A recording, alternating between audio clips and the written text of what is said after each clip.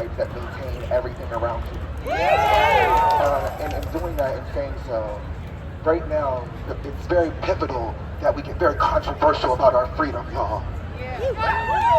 There's a lot of dangerous things happening behind the scenes in regards to our lives, to the people that we surrender our power to, the people that we give our money to. It's not if Roe versus Wade gets overturned, it's when. And what are we willing to do to fight for our lives?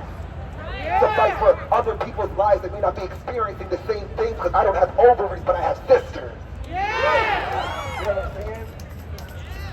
I may not be trans, but I'm a black queer man. I may not be a dyke, but they just say he told me I'm the MVP. Like, okay, like we have to be very controversial about our freedom and how we pull up for one another and showcase the solidarity and the intersectionality to compel against white supremacy and capitalism in this country. And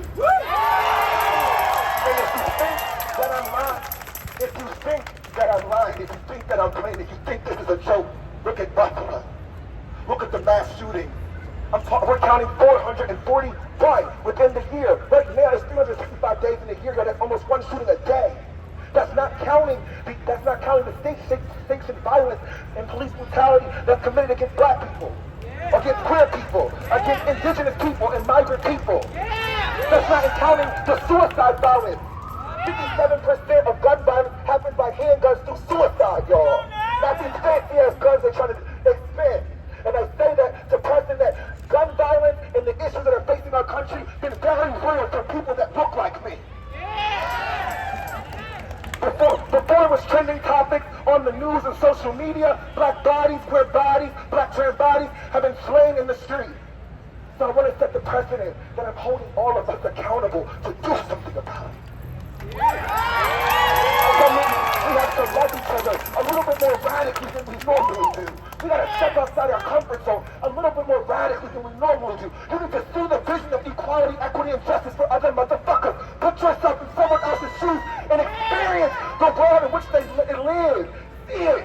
Because if you do, I'm telling you, you will garner the people power that's going to lead us to holding our elected officials accountable. I'm holding you accountable, especially if you do not look like me, because you have power. And if you don't, I can show you tons of ways that you can use your power to be a co-conspirator in the liberation of black and brown people, of queer people. Raise your hand if you identify as queer. Keep your hand raised that you know that even within our queerness, there is a level of racial oppression when it comes to black people. So therefore, when black people are centered, we all get to reap the benefit and win, because justice doesn't start from the top, it starts at the very bottom. It's about our marginalized people. I know it may seem like I'm rapping to y'all, but it's dangerous out here. People are losing their lives. It's not about blue, it's not about red, because they don't care nothing about those colors anyway, because all they see is cream and white. So therefore, y'all, I just want to conclude that it is a fight for our freedom. I love y'all. And when I say I'm seeing co-conspirators and I'm seeing allies, like, I need you to be willing to step in front and step up. You know what I'm saying? We gotta put the pressure on them. We gotta put the pressure on them. All of our lives, everything that all of us are collectively experiencing right now, we get to live more freely than we think, because 60, 70 years ago, motherfuckers put their backs on the line for us. Black people, my people, put their backs on the line for all of us.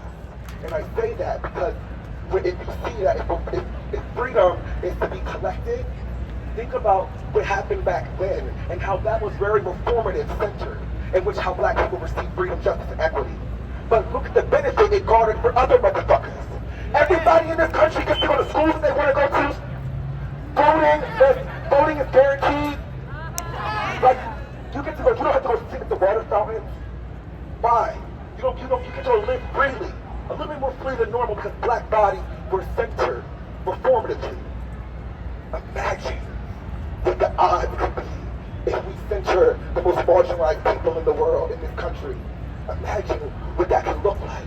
Imagine what it looks like when I have school shootings, or guns, or black bodies being slain. So I do this all to encourage y'all that I believe in y'all, crown yourselves. No justice. No peace. No justice. No peace. My name is Kevin Kramer, and I'm the co-founder of the Palm Collective and director of community engagement. And I want you to remember, the most revolutionary thing you can do are decisions and actions you make for your motherfucking self. The most revolutionary thing you can do are decisions and actions you make for your motherfucking self. God bless. I'll share.